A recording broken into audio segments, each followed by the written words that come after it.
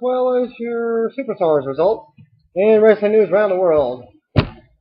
Well, Hall of Famer Edge will appear on this coming week, tomorrow night's episode of Raw. The announcement was made during the Raw's last week's program, and then this week's will be held in Toronto at the Air Canada Centre on Monday. Edge is likely to promote the September 13th premiere of Haven on Sci-Fi Network. Edge has a recurring role on the show as a character named Dwight Hendrickson. WWE Hall of Famer Ted DiBiase Sr. issued his son departure from. He commented on his son's departure from WWE in a statement posted at MillionDollarMan.com. As many of you know, my son Ted Jr. has decided not to resign with WWE. His decision is not based on dissatisfaction with the WWE, but a decision based on not wanting to spend so much of his life away from his family. I applaud that decision as much as I love the wrestling business. Being away from my family and the temptations that come along with it nearly destroyed me and my family. I never wanted my sons to be in the business for that very reason, but I knew that I had to let them find out for themselves. The birth of Ted's first son did just that. Yes, I still love wrestling, as so does Ted Jr. But everything has a price. My son learned more quickly than I did that the price of fame is often far greater than the reward. Ted Jr. was very complimentary of WWE run and didn't close the door on a future return. For those who missed it, he announced on Monday that he opted against resigning with the company. The latest edition of Pro Wrestling 101 features host Just Incredible, aka PJ Polacco, and special guest Tony DeVito. And you can view the video at youtube.com. Try and post a link there. PJ has released additional videos in the series that can be found on his YouTube page. The topics include storytelling, wrestling schools, learning from the veterans, and hitting the ropes, selling, tag teams, and jobbing. Plus, Tommy Dreamer, Little Guido, Jason Knight, and Mike Striker are among other wrestlers who have made special appearances. Titus O'Neil recently posted something. Is on, according to People Magazine, he's dating reality TV villain Amorosa Manigault. The relationship is first for Amoroso since the death of her former fiance, Michael Clark Duncan, a little over a year ago, and you can read the story at people.com. I'll post that link here as well. Congratulations to Titus and Amorosa. Now I'm sure to get emails about how the primetime players are only getting pushed because of his relationship. I honestly don't think WWE cares all about their wrestlers' bedrooms, not for nothing. But I was very sad that when Duncan died, he was one of my favorite actors, both in the comedy and action genre. Eric Nelson of StuntGranny.com attended WWE Raw event in Des Moines, Iowa, and posted the following reel of Superstars taping at his Twitter account.com. Stunt Granny. Match number 1, R-Truth defeated Drew McIntyre. Match number 2, Intercontinental Champion Curtis Axel defeated Kofi Kingston. And then Raw from Des Moines, Iowa, Wells Fargo Arena. Justin Roberts introduced Triple H, who already standing in the ring. Hunter introduced Randy Orton as the face of the company. Michael Cole, JBL, Jerry Lawler checked in on commentary as Orton made his entrance and the Shield stood guard at ringside. Coleslaw said an anonymous wrestler referred to the current regime having a reign of terror.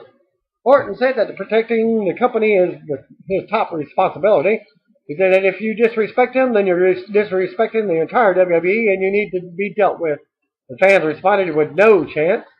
After pausing to let the fans chant, Orton mentioned Daniel Bryan, which led to yes chant. Orton said Bryan defaced his personal property when he sprayed the painted Cadillac Escalade a couple weeks ago that Hunter gave him. Orton said that he had no choice but to respond by defacing Bryan. Footage aired from SmackDown of Orton beating Bryan while the Shield held him down. Orton then asked the fans whether Bryan should face him for the WWE Championship at Night of Champions. They cheered, and Orton responded with no. He asked whether Orton has a chance in hell of beating him. They cheered. He said no. He asked whether Bryan will all amount to anything in WWE or be a B-plus player. He then asked whether Bryan should give up his opportunity to challenge him for the title. Yes, Orton yelled. Triple H said that as COO, he has a few different responsibilities, including ensuring that WWE puts out the best product every week. Hunter said that the WWE Universe has the most passionate and intense fans in the world. He said that his other job is to ensure that the health and well-being of the talent. He said he is starting to worry for Bryan because his ego puts him in bad situations. Hunter then recalled the fans chanting yes and said that that's a problem. He said the fans are causing Bryan to confuse popularity with what's best for business. Triple H then recalled Doink the Clown. Hunter said that Doink was insanely popular. He pointed to a fan dressed up like a clown in the front row and asked if the fan loved him. The fan nodded. Triple H then said people love Doink. There's a reason he was never champion. It would be bad for business, Hunter said.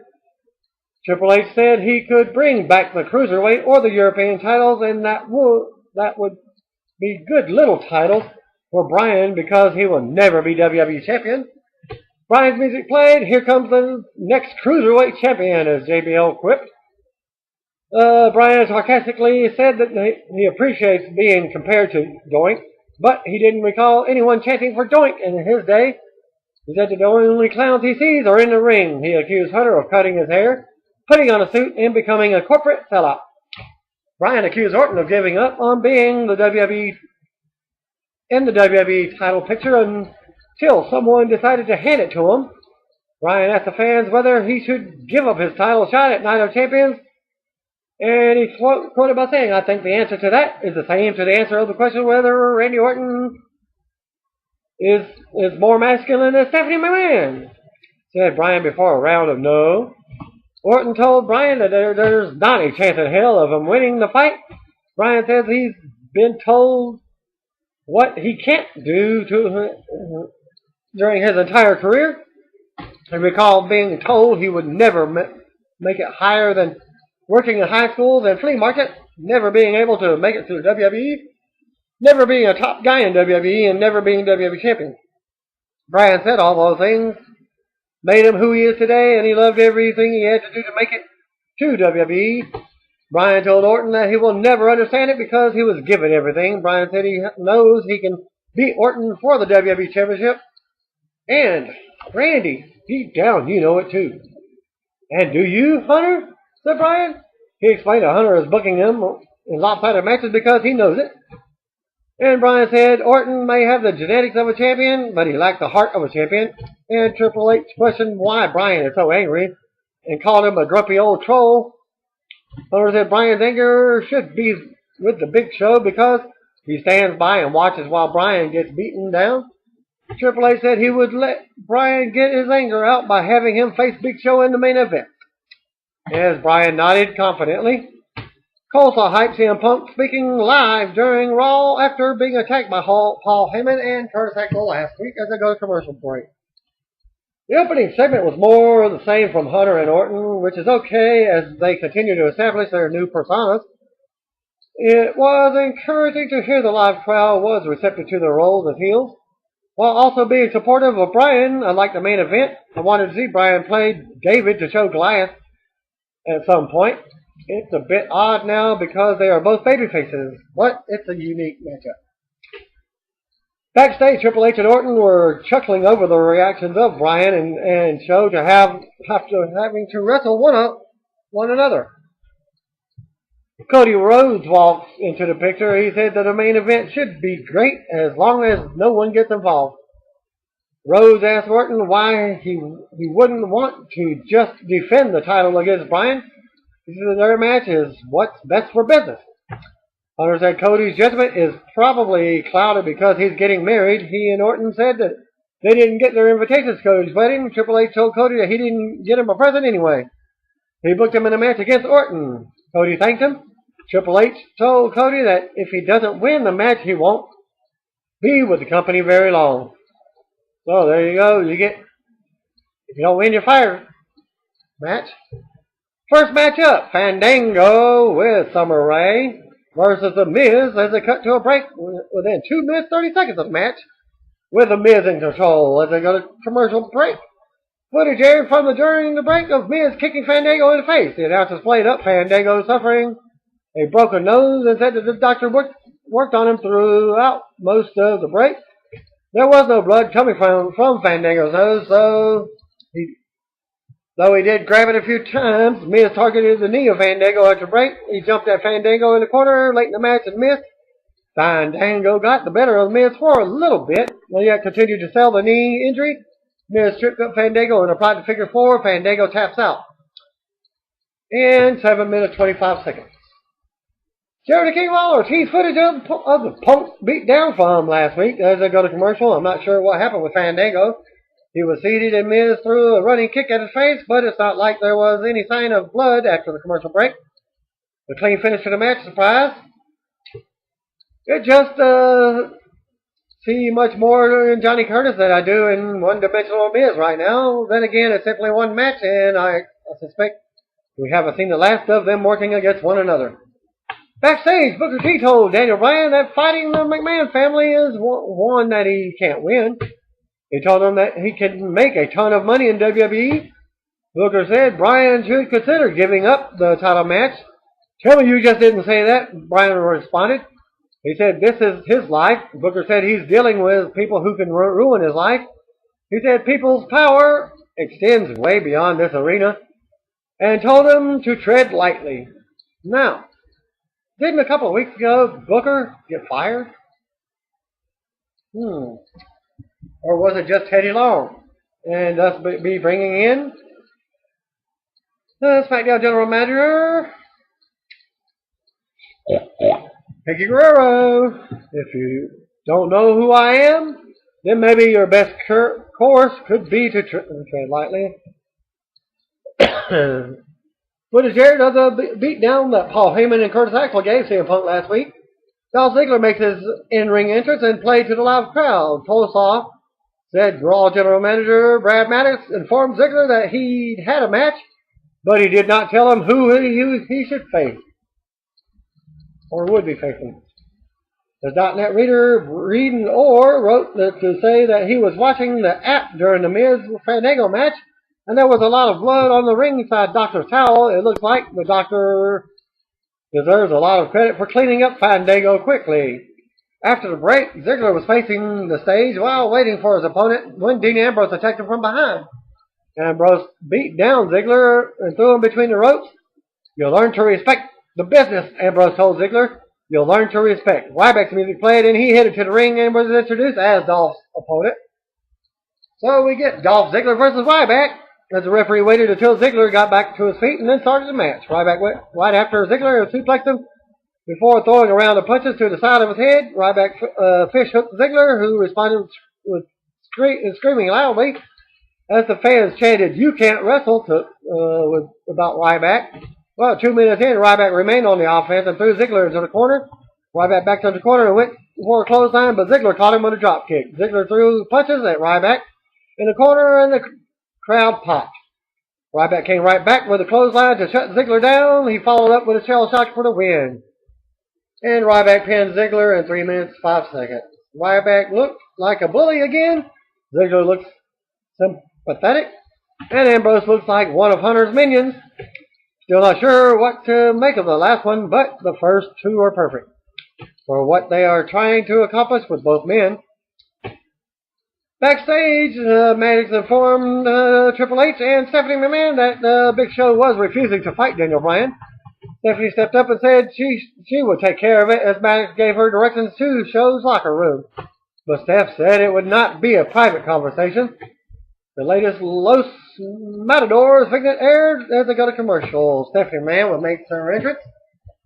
Stephanie gave Show an overly kind introduction by referring to him as her friend and her giant. As Show made his entrance, Coleslaw brought up Show's ironclad contract and said Triple H could take it away if he refused to face Bryan.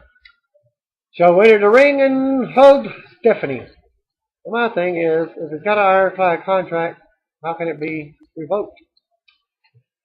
Stephanie said Show is broke to lending money to family, bad investments, and Wall Street issues. She said it's a matter of public record, so also said Show should lose his ironclad contract and question whether he would be the world's largest gas station attendant. Then she brought up Show's family and his biggest fear: giants don't live long. Show got teary-eyed, and Stephanie said the only person hunting more than Show is her. She hugged Show, who fought back tears, and she headed backstage. Then there was a Y2J chant for some reason, and Show held his tearful close, heading into a commercial break. An ad for next week's Raw, hyping that Edge would be back for one night only. Well, that was false because he might be on SmackDown as well. Show always does a good job of getting emotional. Steph delivered a strong, cold-hearted performance. It took them a while to address the ironclad contract issue. This doesn't really explain why he couldn't save Bryan over the last 2 weeks, but at least some effort was made. Footage aired from during the break of an emotional Show trashing things backstage and sending a bunch of young employees scrambling, and the broadcast team hyping the WWE app, and a video tutorial aired. Match number 3, Pinetown Players versus Heath Slater and Jinder Mahal with Drew McIntyre. Titus O'Neil got the better of Slater early on. He backed Slater in the corner, got a whistle, and then blew it while he put boots to Slater. Well, okay, then later, Slater and Mahal got the moment of glory when Slater tripped Darren Young on the ropes. Lawler spoke about being in Canada again near the 1-year anniversary of something bad that happened to me. Coleslaw jokingly asked if King was going to make the trip.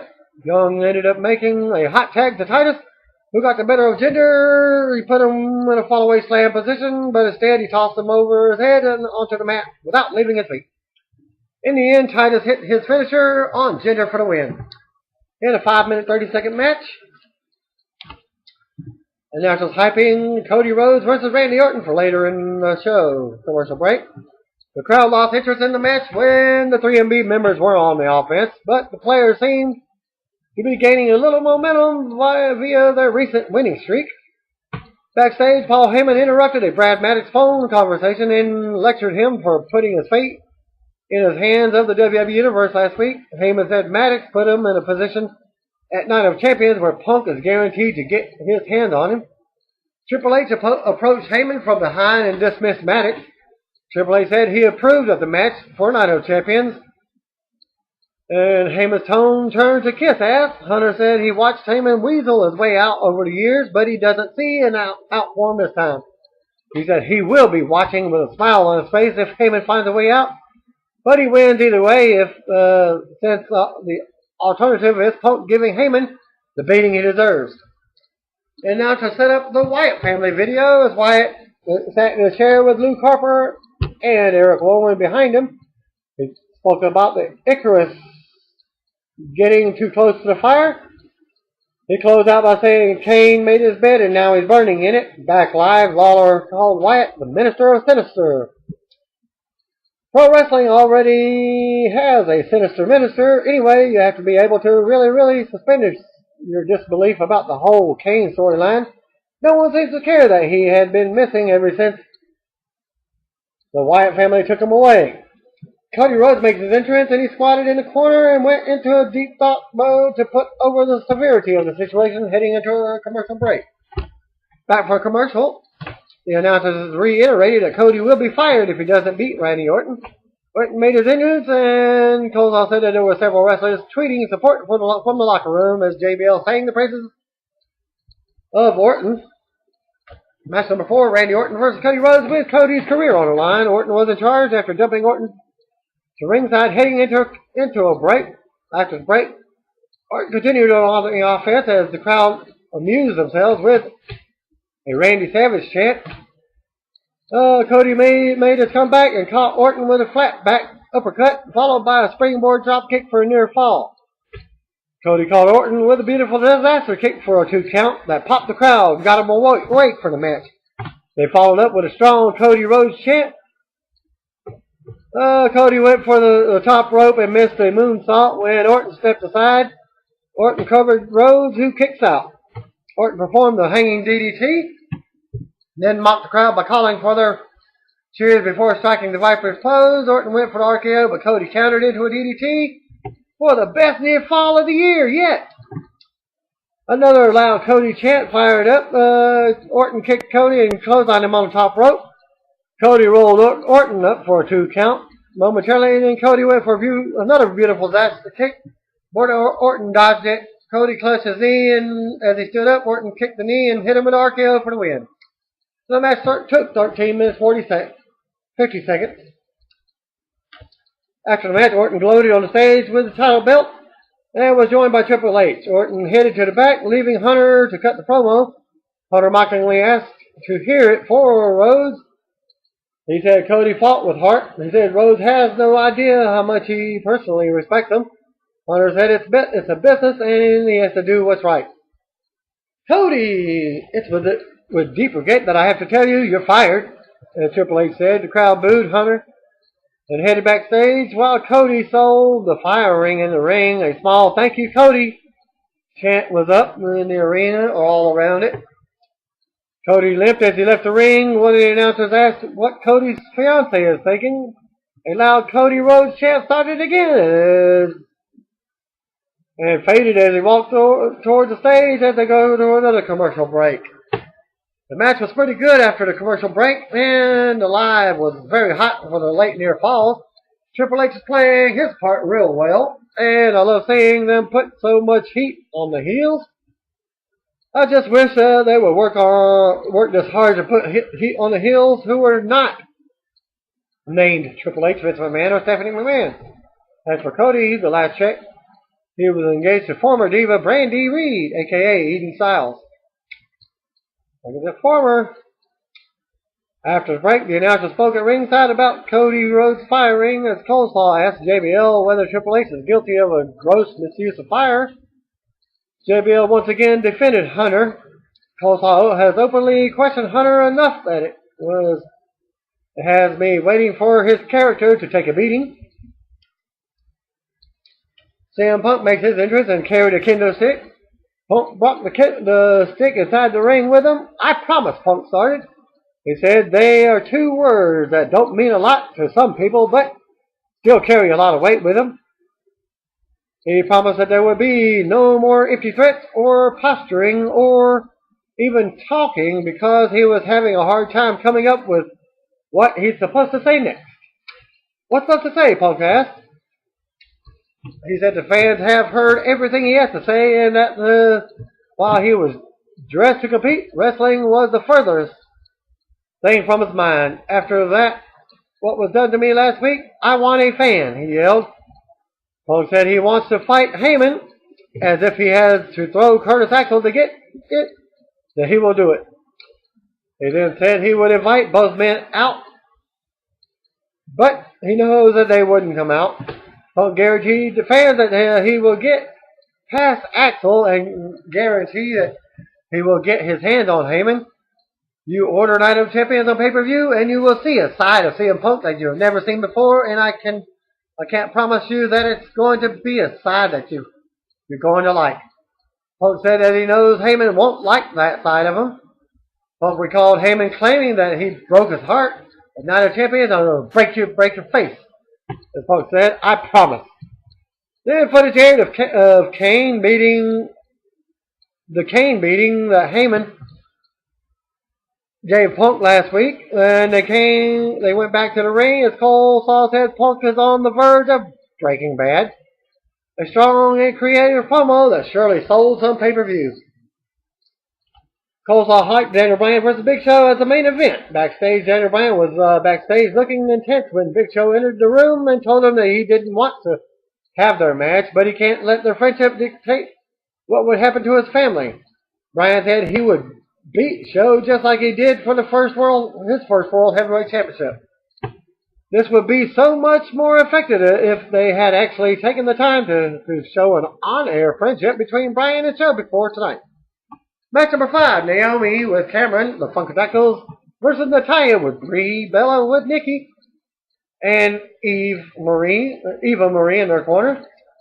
For WWE title shot, AJ Lee came out before the bell and sat in on commentary. At 1 minute 15 seconds, Natalya went for the sharpshooter on Naomi, who countered with a small package for a 2 count. Later, Naomi was going for another cover when Lee entered the ring for the no contest finish. The Total Divas cast entered the ring and put the boots to her and left her lying. And the whole segment took 1 minute 45 seconds. Well, the match at least. The beatdown maybe took 15 seconds. I guess this was the logical move for Total Divas cast. I think it would have been funny if Lee had yapped throughout the beatdown as a payback to the Bellas and Eva Marie for babbling on endlessly during her promo last week. I guess that means we have to sit through a rematch next week to determine which diva will challenge for the title. Another Los Matadors Vignette aired, and match number 6, Rob Van Dam with Ricardo Rodriguez versus Damien Sandow. Ricardo delivered the unnecessary personalized introduction for RVD beforehand, and then at 2 minutes 20 seconds in the match, Alberto Del Rio's music played, and he walked off to the stage to watch the match. Sandow hit a distracted Van Dam from behind and knocked him to the ringside, heading into a commercial break. After the break, Van Dam eventually made his comeback and set up for the split-legged moonsault, and Sandow surprisingly rolled him up from behind for a 2 count. Van Dam came right back by clotheslining Sandow on the top rope and then hit the 5-star frog splash for the win. And that match took 10 minutes 5 seconds. I continue to hope that Ricardo will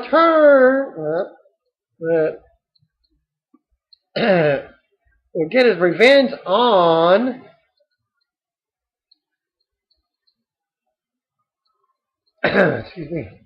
on Del Rio at the pay-per-view to put things in perspective. I just don't see any chemistry between RVD and Ricardo at the moment, but they could build that up. That would be giving them the build-up. That being said, the match served as a effective hype for the Night of Champions title match. The announcers hyped Bryan vs. Show as the main event. Commercial break and ad aired for SmackDown focused on Daniel Bryan and advertising nothing in particular for Friday's TV show. Footage aired of Stephanie McMahon informing Natalya, Naomi, and Brie Bella that AJ will face all 3 of them at Night of Champions in a fatal 4-way match. Backstage segment with Cody Rhodes was being led away by security when Josh the Stalker Matthews appeared out of nowhere and asked him if he had any parting words. And intense Cody said Orton was the better man, but it was the damn stipulation. Cody said that for 2 decades the McMahons have hated his family. Cody recalled his father being put in a polka dots and dancing, and then his brother being put in gold paint and never being the same. Cody said that he has a wife to provide for. Cody was about to walk away when Matthews called him back and asked if there was anything that he wanted to say to his fiancée if she was watching. Cody gave him an intense glare and then stormed out the door. The roster of wrestlers took their now weekly spot on the stage. And of course they do their walking on stage and looking like for a red dot so they can stand wherever they're supposed to be standing. On stage, as the announcer said that they were ordered to stand there and watch the main event. Cody was really good there. It's just too bad that he waited until he had a foot out the door to deliver a high-quality promo. As they go to commercial, an ad aired for Edge appearing on Raw next week again for 1 night only. Daniel Bryan makes his entrance and received a strong reaction as Big Show was still somber as he walked to the ring to a very flat reaction. Highlights aired from SmackDown were shown of Show being forced to watch as Randy Orton and The Shield put the boots down on Bryan. And your main event, match number 7, Daniel Bryan vs. Big Show. Show tried to talk to Bryan, who motioned for him to bring it on. Bryan charged at Show, who pushed him down. Show told him his back was against the wall, Bryan charged Show again. Show grabbed him and said, "Don't make me do this." Show tossed Bryan to ringside and told him to lie down and don't be prideful. "I'm trying to help you, Daniel," as Show said. Bryan headed back into the ring and caught Show with a round of kicks. Bryan caught Show with a pair of drop kicks in the corner, and he went for a third drop kick, but Show was waiting with a kick of his own. And continued to ask Bryan not to make him hurt him. "I'm being forced to do this," he said. "I'm asking you, please." Bryan continued to fight again. Bryan caught a kneeling Show with a drop kick to the knee. Bryan caught Show with a series of kicks to the chest. They went for the big finale kick, but Show caught his leg, and Bryan managed to DDT, kneeling Show down for a 2 count. Bryan went to the top rope and dove into a spear from Show. Show set up the WMD punch, then put his fist down and climbed over the top rope. Walked away. Daniel Bryan fought Big Show to an apparent no contest. Triple H's music played. The Shield headed to ringside. Triple H walked down out behind them with a mic in his hand. Hunter told Show to get back in the ring and finish it. Show told him to. Hunter repeated himself, as did Show. Big Show started to leave the ringside area. The Shield attacked down Bryan, and the referee called for the belt. Show headed back inside the ring, and the Shield ran off. Triple H entered the ring and got in front of Show. "Paul, you know I don't want to do this," as Hunter said. He told him to think about his family. He made Show stand in the corner and watch as the Shield performed the triple power bomb on Bryan. Show acted as anguished as Triple H told Big Show to turn around. He told him to ball up his fist and knock out Bryan. Show cried as he complied by making a fist while Roman Reigns held Bryan in place for him. Show looked at Hunter and told him no. Off mic, Hunter asked him if he wanted him to do it. Big Show begged Hunter to just leave him alone. As it goes past the 3-hour mark, Stephanie McMahon's music played, and she headed to the ringside where a blubbering Show was standing. She encouraged him to think about his family, and they are relying on him. Show listened to Steph and headed back into the ring as Reigns once again held up Bryan again. Triple H once again ordered Show to ball up his fist and knock out Bryan. Show made the fist and took a step toward Triple H. But Stephanie stood in front of him and backed him down. Triple H smirked, and then Show complied by punching Bryan in the face. Then a "You sold out" chant started for the crowd as Triple H and Stephanie left the ring with the blubbering Show. Hunter told him he did the right thing. Show stopped and looked back at the fallen Bryan. Randy Orton's music played, and he walked past all the wrestlers on the stage and then past Triple H, Stephanie, and still a blubbering Big Show. Orton entered the ring and eventually put a boot on the fallen Daniel Bryan and posed with the WWE Championship to close the show. The NFL starts this week, and fans who like football and wrestling have the choice of watching 2 football games or a roster of badass wrestlers who are afraid to stand up to heel authority figures. I really like the way that they have put so much heat on the heels, but they continue to make the babyfaces look like pushovers. At least Show displayed anguish over his situation, whereas the wrestlers on the stage did absolutely nothing. It's a damn shame that they didn't book this far enough out to establish an on-air friendship between Show and Bryan again. Show is always a great crier, but it's always hard as a viewer to get invested in a friendship that basically started tonight, regardless of how many tears he shed.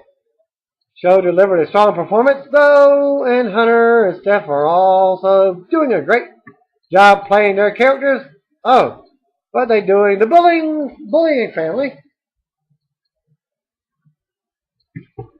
And Eric Nelson of StuntGranny.com attended the Raw and posted the live results from the dark match. Again, from Twitter.com/StuntGranny. CM Punk defeated Paul Heyman and Curtis Axel in your dark match main event in a no disqualification match. Handicap match was also in the dark main event. And I believe this was, I'll get the results, I'll do the results in the SmackDown results. Thanks again for viewing. Peace out.